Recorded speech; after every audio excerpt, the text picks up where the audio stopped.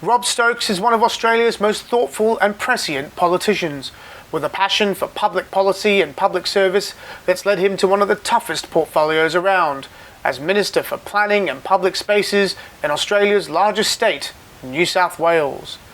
He argues that COVID-19 is the greatest disruption to how cities and countries will function since the Spanish flu and the introduction of the motorcar. It's a disruption he says we need to prepare for if cities are once again to be busy, successful, and great drivers of the economy. And he says the heart of this disruption will be how Australia and the global community of nations chooses to manage global resources as the world addresses new and emerging geopolitical and environmental risks. I caught up with Rob at his office in Sydney's Martin Place, and what follows is a conversation that extends from cities to the environment to the future of education, and to how we meet the challenges ahead. You're listening to Smarter Cities, discussions on urban life and how it's changing around us, with Jason D'Souza. Rob Stokes, what a pleasure it is to welcome you to Smarter Cities. Oh, thanks, Jason. I didn't know that was my cue. But yes, thank you for having me. I have wanted to be on for some time, so it's great to have the opportunity. Do you know what? I'm going to keep that in the actual thing, because it's such a great way to start a podcast. Look, I'm really excited to be here. It's the first time since March of last year that I'm actually doing an in-person discussion. Well, it's great to see you. So it's really, really good to be back. I must say, though, the city is still rather quiet. Yeah, it's very post-apocalyptic, isn't it? I mean, you've been doing a bit of talking in the media about getting people back into the city, and you've been sort of working with your obvious friend, the Treasurer, Dominic Perrottet, about getting people back into the city. How's that going? Well, we're doing everything we can to bring people back, to encourage people back. I mean, obviously, really dense urban environments are problematic if you are in the grip of the pandemic itself in terms of a real outbreak. Of course, we don't have that circumstance here in New South Wales or in Sydney, and in fact, ironically, the outbreaks have been in suburban centres, not in the CBD. Nevertheless, there is a level of fear and anxiety in the community, and I also think that people have had the experience of working from home and have identified that technology can work and can help allow that flexibility. But of course, I'm concerned to some extent that we're running a bit on fumes. What I mean by that is workplace culture was already established, so that culture could continue without the fuel of getting together in an office setting. That won't work as more and more people are recruited or start work, because they won't have had the opportunity to participate in forming that culture. Because people knew each other before. Exactly. But they don't know each other. My own team is a great example. I mean, I have 3 members that I work with that are in other countries that I've never met. Yeah. In person. Yeah. I mean, we have Friday night drinks over Zoom, yeah. Which interestingly, or whatever it is, it's in different time zones, so often we'll have 4 countries. Yeah. Represented on a call, yeah. Which is very interesting. And one of them having drinks at 10 o'clock in the morning, which is problematic. but no, there's got to be some advantage. But we are also social creatures, and so we do need to get together. And the city is not just about working; it's also about networking and socialising. And there was the great German philosopher Jürgen Habermas, who wrote extensively about how actually one of the great accelerators of the Enlightenment was actually the popularisation of coffee in the English coffee houses. So the first coffee drinkers were not so much the Italians, it was the English first, and it was the great coffee houses of London where there was that spread of ideas, and Habermas sort of credits that as those mercantile classes getting together and discussing things that led to the creation of the joint stock company, and all those ideas came from that time. So the point is, we're social creatures and we need that opportunity to have those interactions. And the same Moretti wrote about it in the New Geography of Jobs, that idea of getting groups of smart, well-connected people in that situation where they're able to be spatially connected with one another. So the idea of separating us from each other is not a great idea. It's not the human experience. We're social animals, and so a prolonged working from home, I don't think is necessarily a good thing for any of us.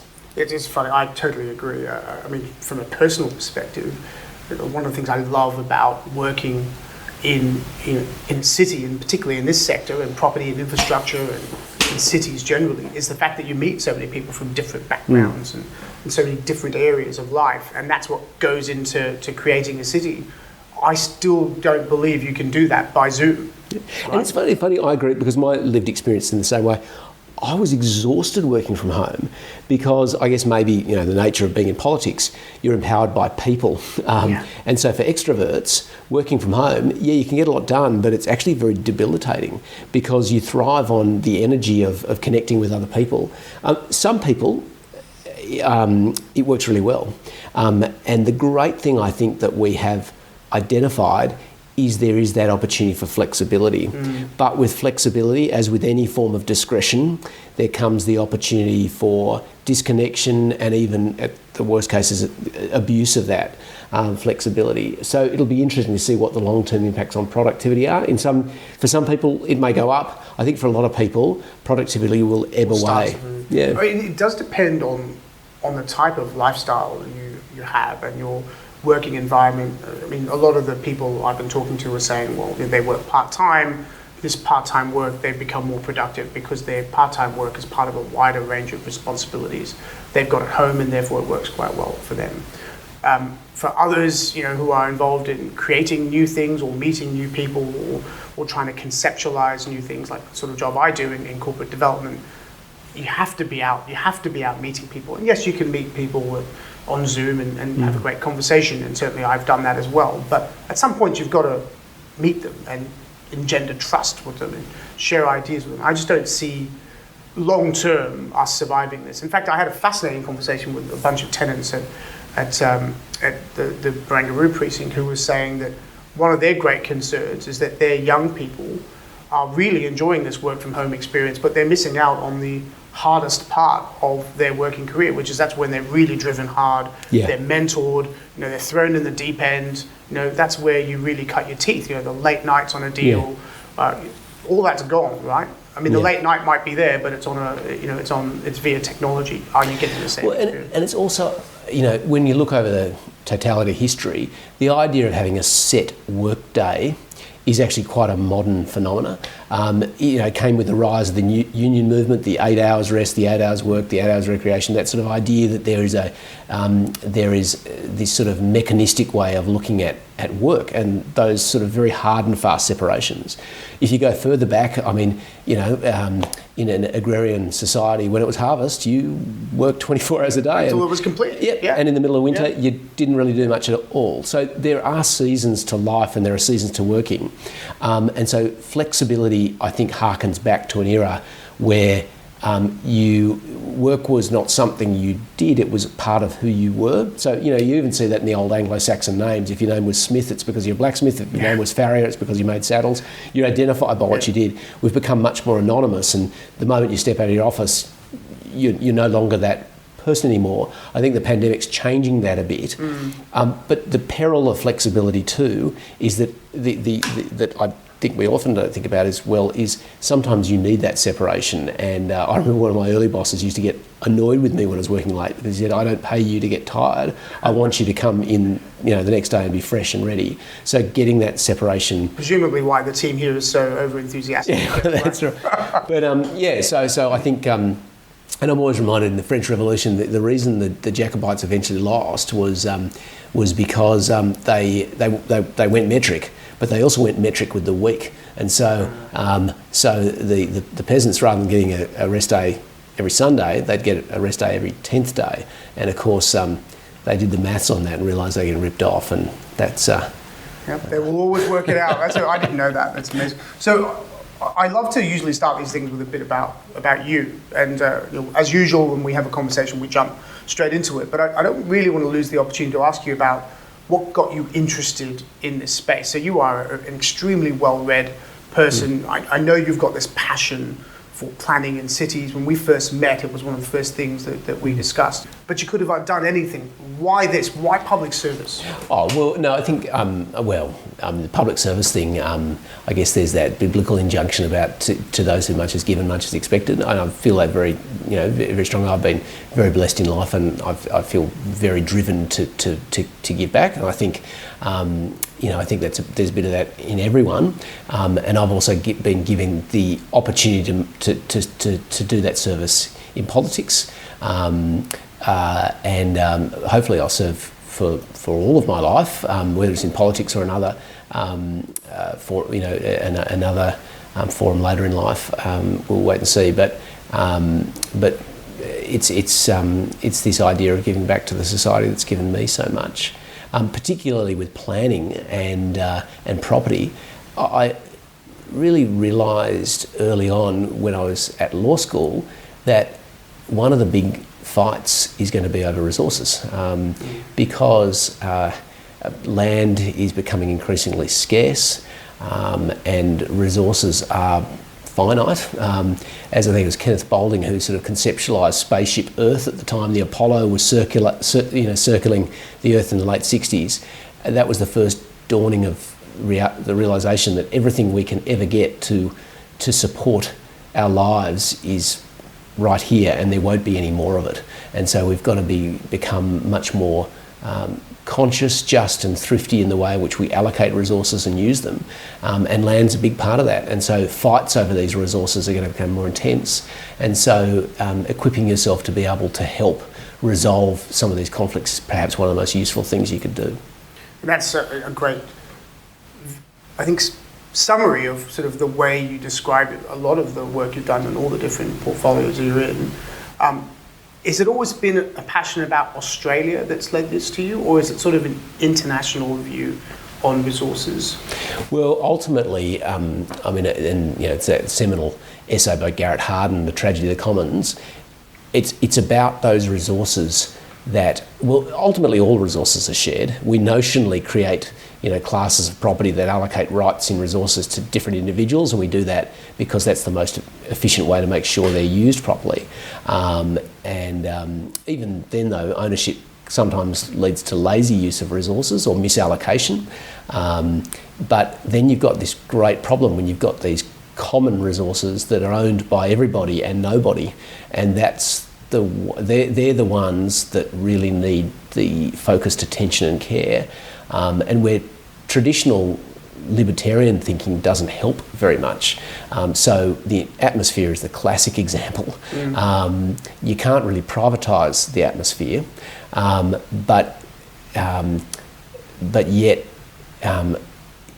what happens in the atmosphere affects all of us, and climate change is, I guess, the very, very scary manifestation of a failure to guard the commons. And in education, I felt the same way about public education. That was something that was owned by all of us, yet by none of us all at the same time. And so it needs to be properly advocated for and stewarded, and that's why government exists, to look after those resources that everyone needs, but no one individually owns. So, and these are all topics I want to cover, but I just want to stick on this for a bit, because it sounds like there is an underlying set of values or philosophy that guides your thinking, guides your policy thinking, but also guides how you approach the tragedy of the commons. Is that right? Yeah, there is, and we'll start getting theological before terribly long. But that is the idea that I certainly have, that just shapes my thinking, which is that humanity has been given the role of stewarding resources and allocating them fairly and justly. So that ultimately is not just about Australia, it is a global concern. It rests with me heavily that, I find it extraordinary when I look at, when you add up the subsidy for example, a child in the area that I represent, up in Pittwater, once you consider the subsidy involved in the housing they live in, the clothes they wear, the education that's provided for them, the healthcare system that's provided for them, the welfare system that's provided for them, the streets, the police services that keep them safe, the value of the environment that they enjoy, all of these things, you put them together, the daily subsidy must be in the thousands and thousands of dollars. And yet you juxtapose that with the fact that more than 1 billion people live on less than $2 Australian a day. That means a child, even a vulnerable child in the area I represent, would be 1,000 times or more wealthier than more than 1 billion people in the world. So we're not getting the resource allocation right. We're certainly not. But some of our governance systems only allow us to do what we can where we are. It reminds me of one of my favourite quotations, a bit of homespun American wisdom from my favourite president, Theodore Roosevelt, who once said that do what you can with what you got where you are. And that sort of motivates me in politics as well, recognising you're not always going to get every decision right, but if you've got an underlying philosophy of what you want to achieve, then generally you're going to go on the right track. It's so.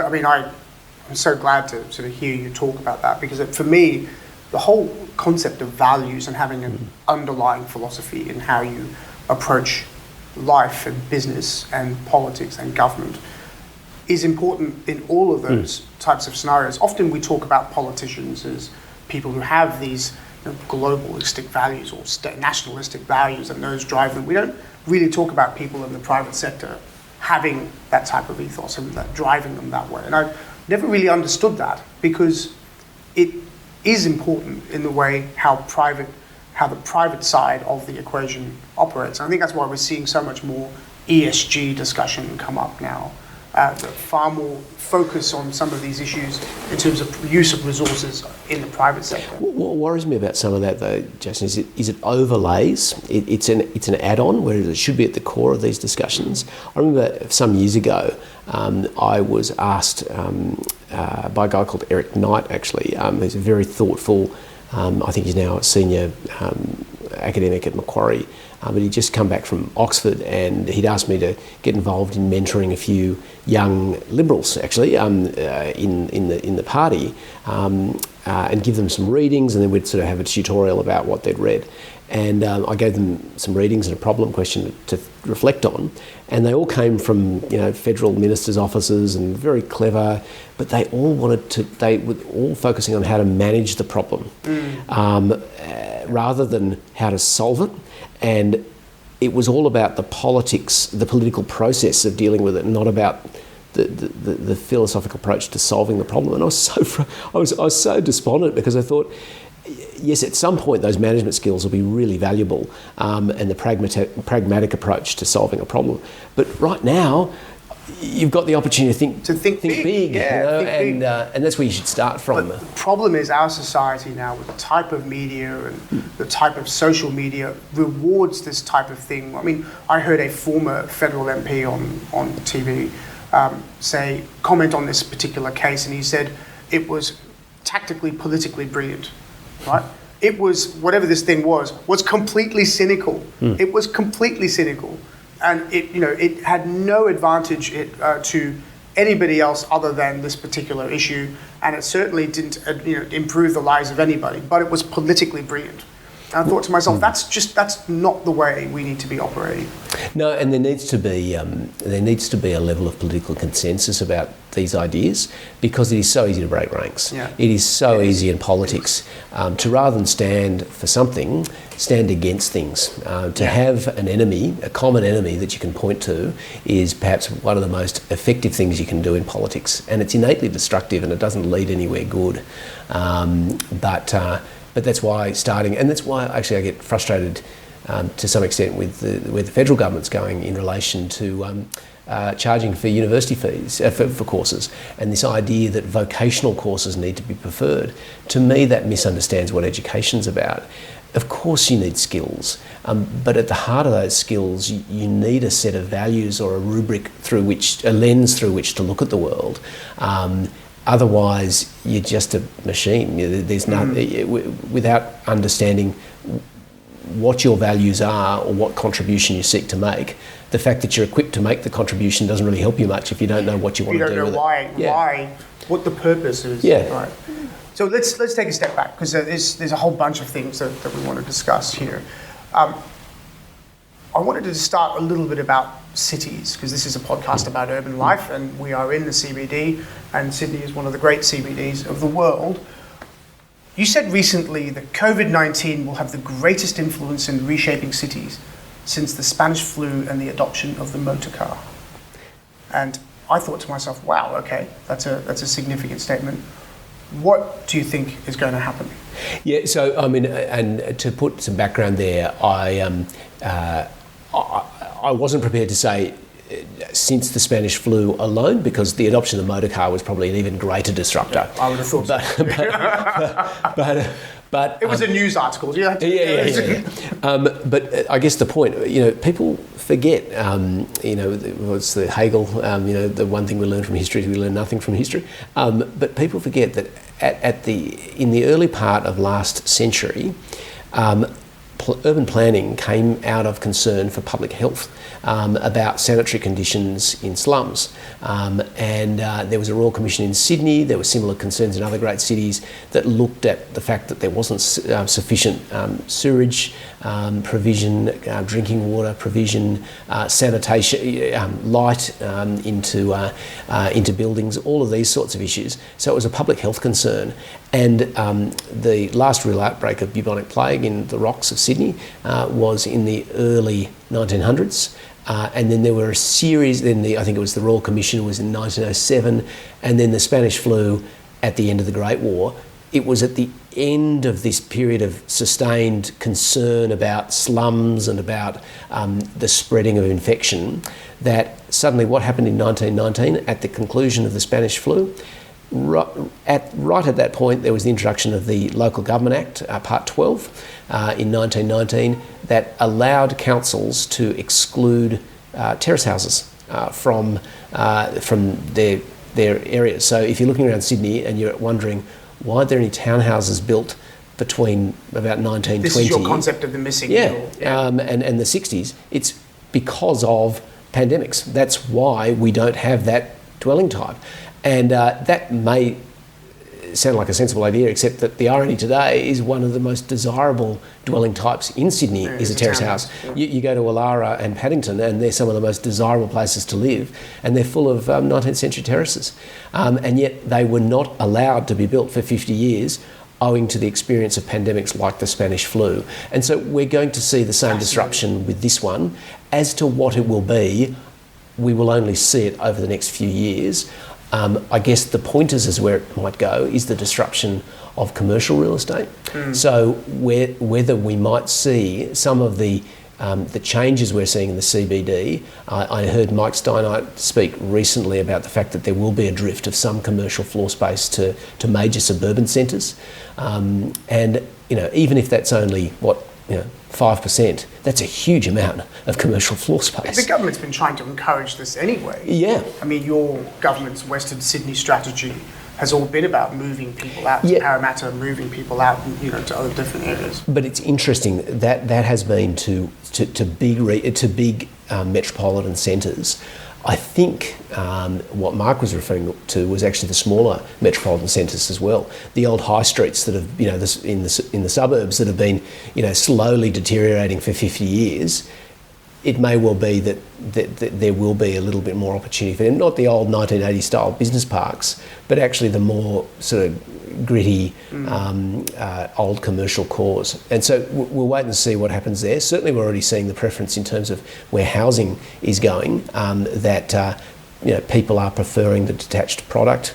The drive to apartment living seems to have been, at least temporarily, a bit subdued. We'll see if it takes off again. But is that because, do you think, people aren't commuting and they want to be safer in an area that's more distributed? Is that the reason? Or why all of a sudden?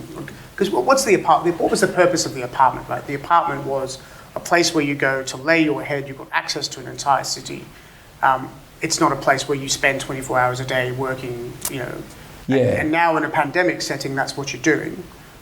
Is that the reason why you think there's a drift? Well, look, I can only speculate, but I think that's probably part of it. I also think a lot of global capital was investing in apartments, and so it wasn't necessarily. I mean, I think I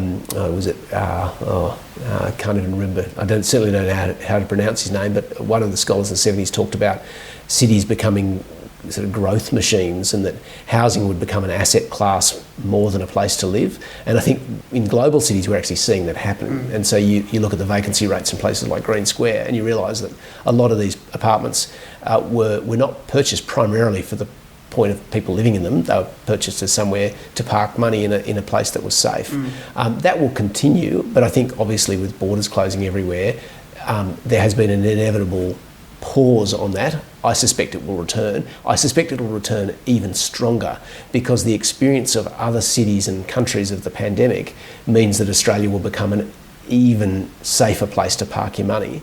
But we're obviously, we have to see whether that will happen. But that's my suspicion. I think the drive for people to relocate to Australia and also to park money in Australia will only strengthen as a result because of the way the pandemic has gone. Well, look, if you're living in, Hong Kong for a variety of reasons, but if you're living in Hong Kong, if you're living in London, or if you're living in San Francisco, people I know who live in these cities are desperate to come to Australia. They would love nothing better than relocate. They are dying to get out of these places because of the experience of being locked down in those environments, and it just it emphasises the great strengths that Australian cities have, and Sydney in particular. California is only now coming out of lockdown.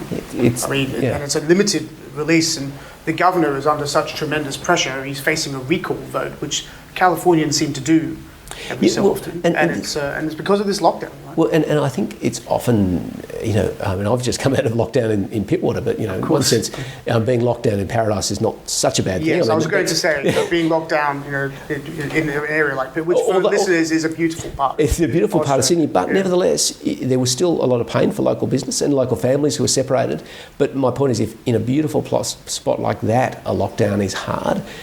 Imagine what it'd be like. And in some of these European countries, when they closed the schools, that didn't mean schools went online. It meant they closed the schools. They were closed full stop. And we will see in years to come what the impact will be. I suspect middle-class families would have worked their way around it to sustain the education of their children. I suspect vulnerable families wouldn't have had the opportunity to educate their young people. And so we may see a widening gap of disadvantage in those countries in 5 and 10 and 15 years' time as a result of them closing the schools. So true. I mean, I was listening to a discussion with Catherine Berbelsing. She runs a Michaela school in London, which is all about disadvantaged children.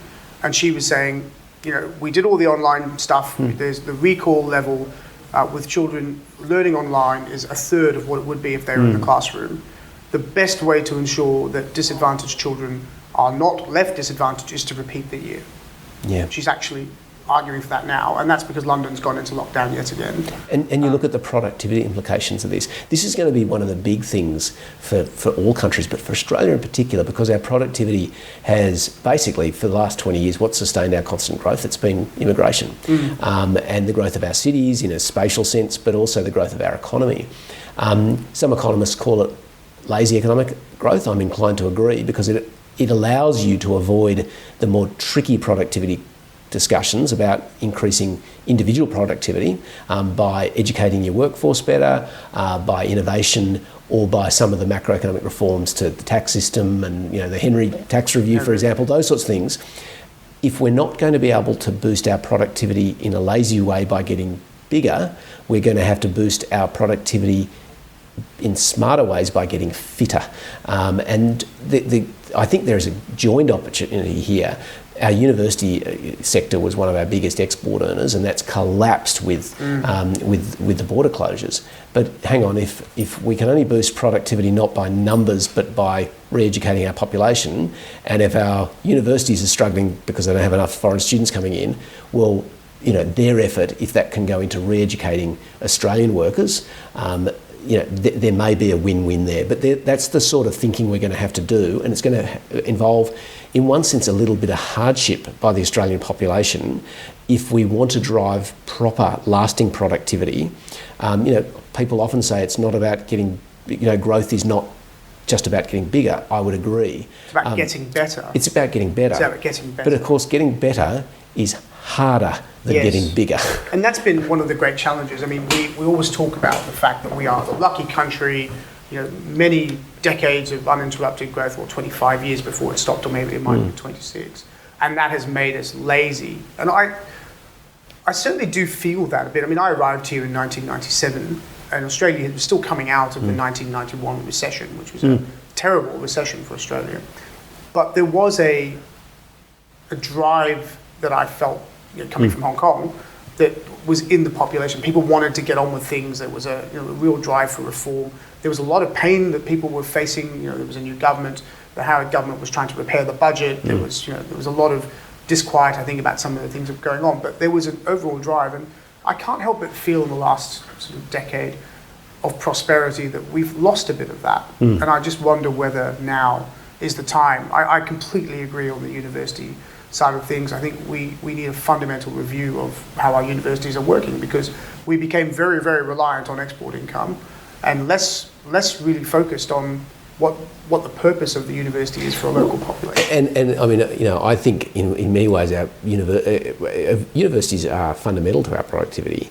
And in the context of cities, I mean, universities are the hub of cities. The hub of cities, right. And when you look at Sydney, I mean, we've got 4 or 5 universities in the top 2% anywhere in the world. I mean, there aren't very many cities who could boast that, and we forget that that's one of our great advantages. But of course, they're very big, and they're all rushing headlong to the same point of difference. They're all the same. They're all offering the same courses. Yep, same.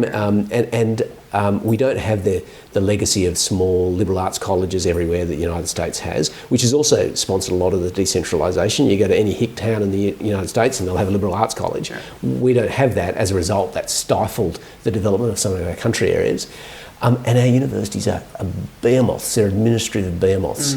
I think I might be a bit rubbery, but from memory, Canada, which is a very good comparator for a place like Australia, it's a bit bigger population, but it's got, I think, around 96, I think, public research universities, of which, if my memory serves me right, 4 have more than 40,000 students. Yeah. Australia has far more. Well, Australia has, I think, 40 public research universities thereabout, of which I think 16 have more than 40,000 students. So they're vast, and so their size, in one sense, is not sustainable, and the borders, let's face it, are not going to open in any meaningful way this year. And so the idea that we can return to their old business model is not going to happen. And so, of course, we need to do everything we can to bring foreign students back, because there's a great diversity in that. But if universities are going to survive and thrive, they're going to have to think of something different. I completely agree. I think the model of yesterday for how universities were running, everybody celebrated it as a great export industry as opposed to a place of education and learning for the next generation of our economy and our country. And that might sound a bit idealistic, but I think it's proving to be true in the results we're seeing. We could go on all on that. But so let's go back a little bit. Why don't we go to the environment? Because I think that's a really important place to go. And you talked eloquently about it earlier, but allow me to quote you from your maiden speech. You said that consciousness is a precondition to justice. We cannot just create an environment without first recognizing our culpability in creating the present ecological crisis. We cannot achieve environmental justice until we acknowledge the personal benefit we have derived from the damage we have caused. Now I love that quote in a way, because it does describe this tragedy of the commons that we were talking about. That line between the public good and the creation of private goods and how governments manage it. I think that now is really being brought forward in this debate about net zero by 2050. So we've got countries all over the world signing up to the concept of net zero by 2050. Some of them are the biggest emitters in the world. There's not necessarily a plan to get there. the Australian government is saying, yes, net zero by 2050. We've got a target at 2030. We're committed to net zero 2050 to the extent that we are focused on getting there, but we're not going to say, blanket commitment. What does this all mean? Is this actually a realistic discussion? Is it going to derive any change at all? Or is this international bluster about the environment without any real results? It's funny, actually. I think, the difference often between, I say so-called progressive governments and so-called conservative governments, because I think they're often labels, but nevertheless, is that progressives tend to like big targets, whereas conservatives are very nervous about targets without actually a clear plan of achieving them. And so often conservative governments don't like the idea of 50-year targets or 30-year targets, because they say, well, we're not going to be around there, so it's very easy for us to do that, but we won't be judged on it. So it's just virtue signalling, and it's meaningless. But everyone else is doing it, so why not do it? Well, this is I think in one sense it misses the point. I think that thinking. Well, I have sympathy for. I'm being provocative. Yeah, I have sympathy for that, but I think on these big issues, you can't solve climate change in a year, so you have no choice but a long-term target. Yeah. And it is one of the biggest issues facing us. So we need to have a target and a plan to get there over time. To that extent, it needs to be achievable, and it needs to be beyond politics. I think actually the Green movement has done us a great disservice, ironically. But when I say the Green movement, I mean the Green political party.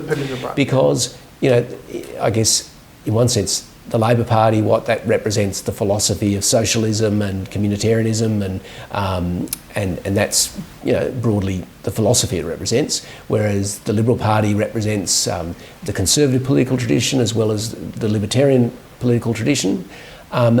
And then the Greens, well, their argument is, well, we don't have a philosophy, we just care about the environment. It's like, well, no, what is your philosophy? Instead of saying this is the philosophical approach that we take to resolve a common problem, they just take the problem and say that's ours. And in one sense, it's left the Liberals and Labor off the hook about having environmental policy. Well, they're the party of the environment. That's right. People who want to vote about the environment will vote for them. And so we won't talk about this problem of the commons. Yeah, so you see, in one sense, it's called out. You see Mark Butler in Labor or Matt Keenan in Liberals, they're called out as, they're a Greenie. They're not really a Liberal, or they're not really Labor. And of course, the truth is... Is that an Australian term, do you think, the Greenie, or does it go further? Well, I think the Greens have actually rather cynically used it for their advantage, because they're basically, I'd call them out on, well, what is your philosophical approach?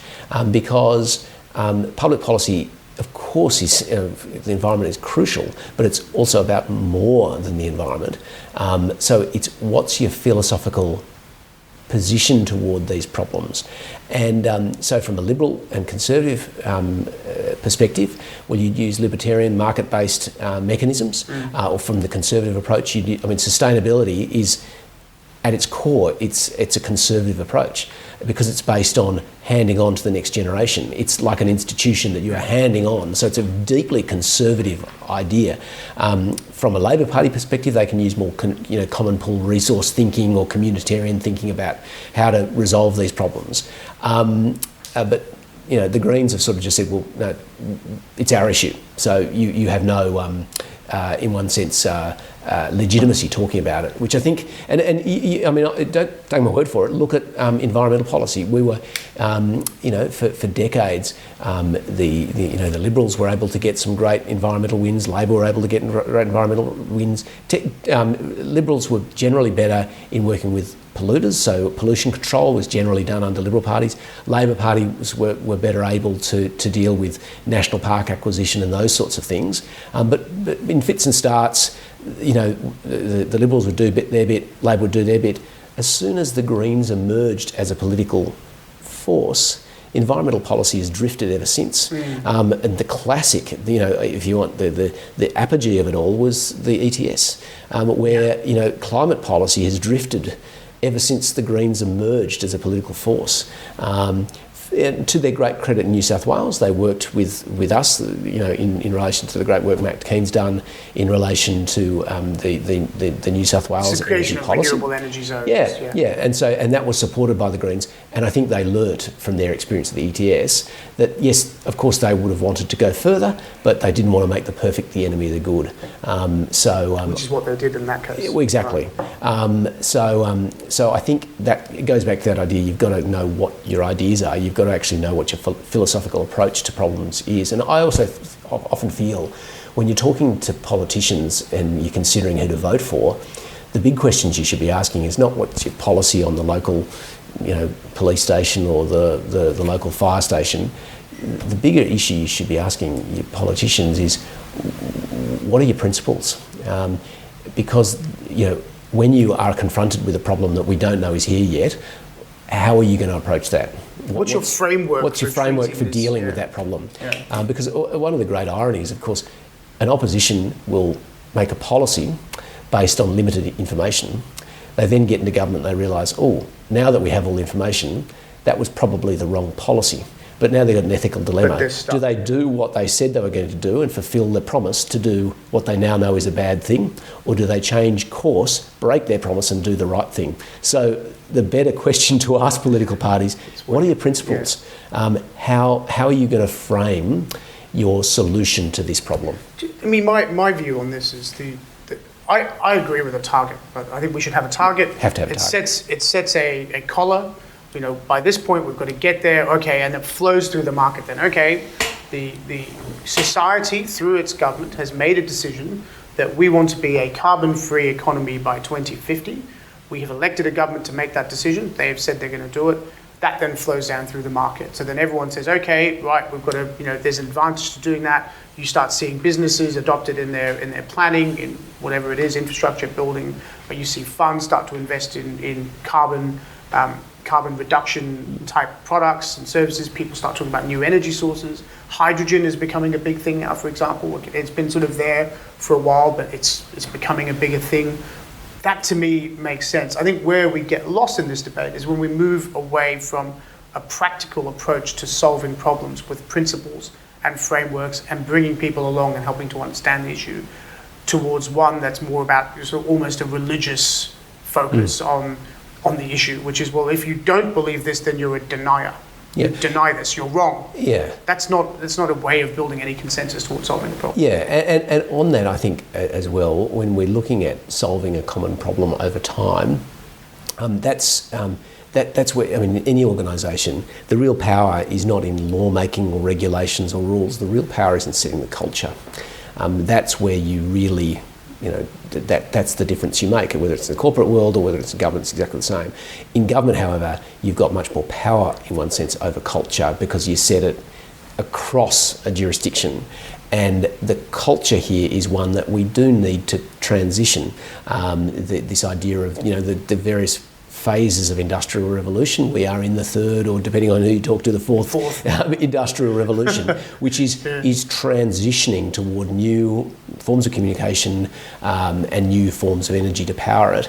And so there's this level of inevitability toward it. So the role of government is to lead it, to frame it, and to create a framework within which people can innovate.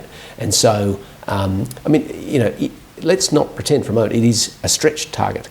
In energy, certainly stationary energy production, I think it'll be reasonably straightforward. Because in one sense we're deindustrialising anyway, so our energy loads are reducing. Some might argue that's not a good thing. Well, that's right. You could argue that. You look at the pandemic, right? Yeah. One of the great discoveries is that actually supply chains are globalised, and all of a sudden your sovereign nation may not have access to the things that it might need. Which creates great opportunities as well. So, targets to that extent need to be a bit, malleable, with the old, any great plan never survives the first shock with the enemy. There are advantages to that too. This is not a pandemic related thing, but when our target markets for recycling decided they no longer wanted to take recycling. Exactly. Great opportunity. We are now developing a recycling industry, which we should have had in the first place, of course, quite frankly. But we've now got one, and now all these new types of products are coming out of recycled materials. And of course, it was because we never properly priced these things. They weren't priced right, so they end up in garbage piles in the ocean. And Andrew Forrest has done this amazing video of where this whole garbage patch. The Gaia, things, and it's bigger than a country. In fact, I learnt this. I'm embarrassed to say from the Go-Jetters, which is a children's cartoon that my daughters love, and I told them that I was a Go-Jetter, so they believe that in a past life I was a Go-Jetter. I was an octonaut. You were an octonaut? Yeah. Did they discover the truth? But on that as well, with the target, I mean, where it's going to be tricky is agriculture. And this is where we need to recognise, as in my main speech, our shared culpability on these things. I liked that language, actually, our shared culpability, because it actually brought us together to say there's no one individual or one country or one person or whoever that is responsible for this. It is a shared culpability. And so, and lifestyle changes that we're going to have to make, but also support. I mean, let's face it, when we look at our agricultural industries, they are the powerhouse of what we provide. We are the food bowl of Asia in so many ways. Yet you look at the intensivity of agriculture, of fertilisers, of water use, of the petrochemicals that go into the transportation fuels. Transportation fuels. That's where hydrogen and those things. I mean, that's where the game is. Well, that's where we've got a real vulnerability as well. I mean, let's not forget we've only got 2 or 3 refineries left in this country. We're horribly vulnerable. Our strategic asset reserve is stored in the United States.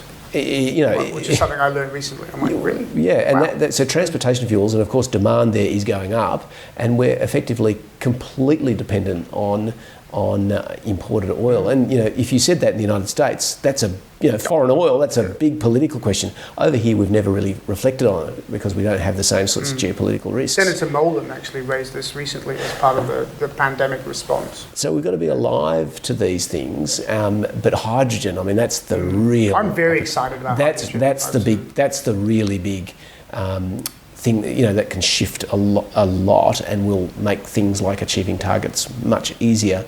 But that's why you have to set the direction so that all the innovation goes into creating solutions to these already problems. The debate's happening. I noticed Elon Musk coming out saying hydrogen's a joke, but then his chair Robin Denholm saying, well, no, we should investigate hydrogen like we do anything else and look into it. Yeah. So the battles between competing technologies are already starting. You would expect to in a market debate for innovation. That's kind of what you hope for. But isn't it fascinating? It sets a competition. Who would have thought that the debate that we'd be having in 2021 would be whether we should go for electric vehicles or hydrogen vehicles? It's true. It's so true.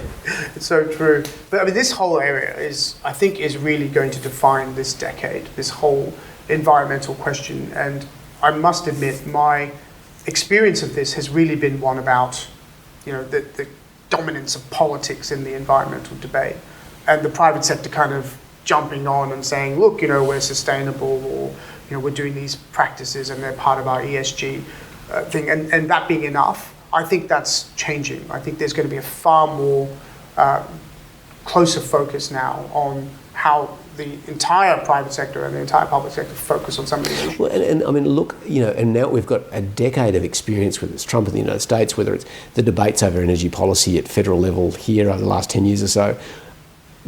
What has that gained for us? Fighting over these things, the uncertainty that's generated, how has that served the public? These debates based on fear of the unknown, or based on fear of the dominant or legacy industrial players of change, that doesn't serve the community. And that's why at heart I think we've all got to be progressive and look forward. It might be a bit frightening, but the alternative of just navel gazing doesn't serve our community. And history has shown us that there are disruptions that come with these tectonic shifts, right? I mean, the Industrial Revolution itself was a disruption. Lots of people lost money, lots of people gained money, right? As we move from sort of manual and agrarian life to an industrial life. Then now we're moving into a digital disruption. We talk a little bit on this podcast around, what happens if Skynet takes over one day and none of us have jobs? Is there a universal basic income? What does that mean? We've gone to some of these issues. I think we're going through this disruption phase now. My hope is, as a more mature society with a more mature globalist focus, I would have hoped we would be more mature in how we approach these issues. I must say, having seen some of the things recently and the behaviour of some of our multilateral institutions, I'm not sure I'm confident that we are more mature in dealing with some of these issues. Perhaps that's uncharitable to them, but I just look at it and I despair with some of the behaviour. I mean, look at this example of the EU blocking exports of vaccines, not just to us, but to Britain, right? They were arguing on the one hand that vaccines produced in Britain should be destined for Europe, but anything produced in Europe shouldn't be destined for. This is bizarre type of behaviour from a multilateral government. So anyway, my reflection here is more one. I hope we're up to the challenge of dealing with this tectonic shift that's coming. Yeah, and I mean, the longer I spend time in government as well, I realise that the importance of getting the governance right and the governance institutions and settings right, because I have been in rooms where we're all staring at each other going, hang on, the obvious thing to do is not one of the decisions available to us. and so you're left with the choice between bad decisions. Yeah. And then it's a horrible place to be. Yeah, and if you reflect on it, well, that set of bad decisions was framed by the governance structure that computer says no sort of set up, and so we really have to be quite thoughtful about the way in which we set up governance structures within government, within society, within in any institution. You look at the problem of moribund institutions bringing out the worst and a lack of renewal of institutions. And it brings out the worst in good people. And that, so I think one of the things that we need to reflect because the framework was wrong. Yeah. Or it has become wrong. Yeah. Yeah, that's so true. We've got a little bit of time left, and I don't want to lose the opportunity to talk about education for a few minutes. So before I say that, though, I should say computer says no is probably one of the best phrases ever. Great. We owe a lot to Little Britain. So, I mean, you said you spent some time as education minister. I know it's a passion for you. One of the things you argued while you were education minister was that there is a takeover, so to speak, of STEM reductionists. And you argued that knowledge at its core is multidisciplinary. You cannot be an exceptional scientist without having an appreciation of history, philosophy, and sociology, just as you cannot be an exceptional philosopher without an appreciation of the sciences. Are the STEM reductionists taking over the system? Yes, they are, to some extent. I mean, I was being provocative. I felt one of my roles as education minister I should put that because it was meant to be a provocative provocateur in chief. But I think I think we should always challenge any orthodoxy, and STEM has become an orthodoxy. It's not a bad thing. It's just important to challenge it. Didn't it come up because we were seeing a decline in maths, a decline in sciences? Our standards generally, we often compare ourselves to Asian countries, were falling. Wasn't that the reason for the focus? Well, it's not an Australian idea. It's an imported idea. It came from the United States, and it came from a fact that they were concerned that in the 60s, particularly with the space race on, that they didn't have enough technicians, enough qualified technical skills to work in those professions, so they wanted to coin a phrase to try and encourage people. They toyed with the idea of mates, but then they thought STEM was a better way of using the acronym, which had art in it as well. But I mean, let's look at the term itself. I mean, science, well, yes, that's knowledge. Veritas, yes, absolutely. Technology, well, technology is not a discipline. Technology is a thing. Engineering, that's great. That's a type of science. And maths, well, yes. I guess you can't have S&M, can you? But I mean, in one sense, education is all of these things and more. And one of the things we learnt through a curriculum review is, yes, of course, there is a common entitlement to knowledge of a base of understanding for young people. You know what? Most of that is actually acquired by the age of 9. And after that, pretty much, let kids learn what they want to learn. What's more important then? This is the intellectual curiosity that it comes, right? So you learn the basics by 9, and then you get intellectual curiosity. Yeah, and obviously, I mean, it goes on a bit beyond that, but the basics, and the tragedy is, if the basics have not been acquired, particularly with maths, by the age of 8 or 9, you will never pick them up. You'll be fighting against that missed opportunity for the rest of your life. And so it's really important that we have those interventions really early, in fact earlier than we were currently doing, which is why early childhood education is so important. But for 15-year-olds, rather than limiting to them, that this is the formula that you must learn this many quotes in order to get this mark on your essay.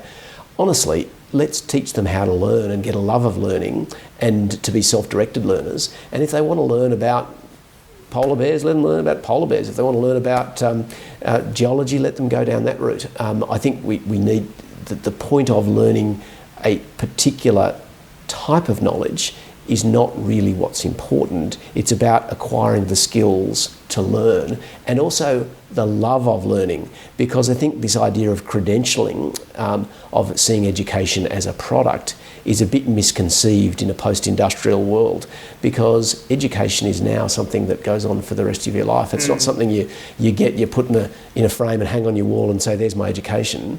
Anyone in any profession has to engage in constant education throughout their lives. Now, right? The era of putting your post-nominals on your business card or your wall or whatever are gone. It's not relevant. And people have multiple degrees. I mean, I have multiple degrees. No one's ever asked me what I've ever studied. No. Perhaps they don't assume I've never studied anything. But do you know what the interesting thing is? And this is a great opportunity for universities as well. The idea that you spend the first third of your life in education, or the first quarter of your life in education, the next 2 quarters in employment, and the last quarter in retirement.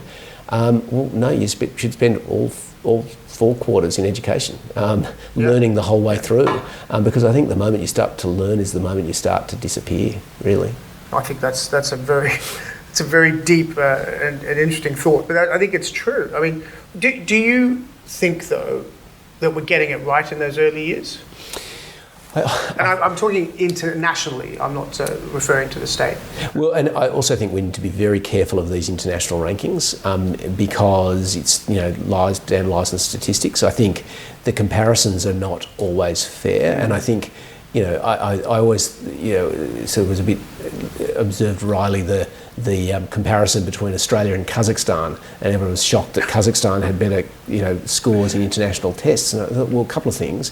First, Kazakhstan is a former Soviet republic. They have a very sort of didactic style of education. Yes. You must learn this. Yeah. And there's a lot of rote learning there. Yeah, and a lot of rote learning. And, no disrespect intended to Kazakhstan, but I don't think the same sort of entrepreneurial activity is happening in Kazakhstan as is in global Sydney, for example. But secondly, Kazakhstan, as far as I'm aware, is not a global migration hotspot. So there aren't cultures from right around the planet who want to go descending on Kazakhstan. Whereas in Australia, of course, one of the great delights of this place is its complexity. But complexity in a formalised, rigid education system doesn't work very well. It strengthens it, I believe, but it also nuances it, and it means that when you compare, you've got to compare apples with apples, and that's not what these international comparators do. I mean, if you compared Sydney to Singapore, we would look. I think, as I recall, we either match them or beat them. But of course, if you compare Singapore with New South Wales, Singapore does much better, because of course that's an entirely urban jurisdiction, which of course has a very, very different demographic makeup. So we have to be careful of the comparators. And I think with education, always, I remember being on the board of a school years ago, and we're always trying to determine what success looked like, and it was always this again reductive view of HSC results, when ultimately that's a terrible guide as to how effective a school is, really. And this is a difficult thing to quantify, but the best way is to do exit interviews with students in 20 years time and see how did that equip you for life, because so ultimately that's once we nail that, but I think the strength of our society has been based on the strength of its education system. But I also think some of the discrimination within our society has been entrenched as a result of our education system. I mean, let's not forget the great sectarianism that used to divide Australian society, which I think is one of our forgotten successes that no one talks about, the sectarian divide in Australia. But for the first 50 years of Australia's white settlement, it was illegal to be a Catholic, and the Anglicans provided all of the education services because there was no public. It was illegal. It was illegal. Wow. So there was an established church. And so that has still echoes through our education system to this day, and that's not a good thing.